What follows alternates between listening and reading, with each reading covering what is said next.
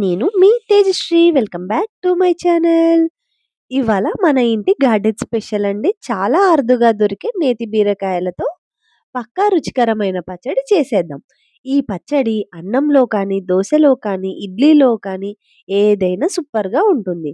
ముందుగా నేతి బీరకాయను బాగా శుభ్రంగా కడుక్కొని, ఇలా దీనికున్న స్కిన్ అంతా తీసేసుకొని, ఎడ్జెస్ అన్నీ తీసేసి, ఇలా చూపిస్తున్న విధంగా సన్నగా కట్ చేసుకోవాలి. ఇది రుచిలోను, హెల్త్‌లోను జస్ట్ వేరే లెవెల్ అండి.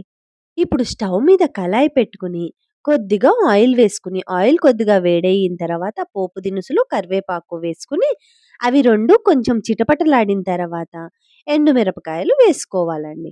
ఇలా ఎండుమిరపకాయలు కూడా రోస్ట్ అయిన తర్వాత వీటిని ఒక బౌల్‌లోకి తీసుకొని చల్లారనిచ్చుకోవాలి.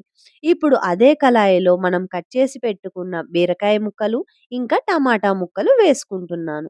దీంట్లోనే చిటికెడు పసుపు వేసుకొని కలుపుకుంటున్నాను. నేనైతే నా దగ్గర ఒకటే బీరకాయ ఉండటం వల్ల టమాటాలు వేసుకుంటున్నాను. మీరు అవసరం లేదంటే స్కిప్ చేసుకోవచ్చు.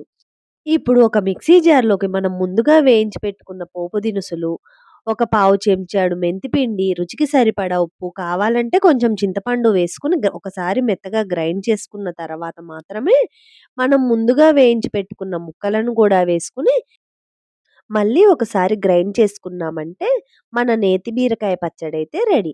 ఇది అన్నంలో కొంచెం నెయ్యితో కలిపి తింటే వావ్! ఏమి రుచి అంటారు. మీకు ఈ రేర్ స్పెషల్ పచ్చడి నచ్చితే లైక్ చేయండి, కామెంట్ చేయండి. Thank you for watching.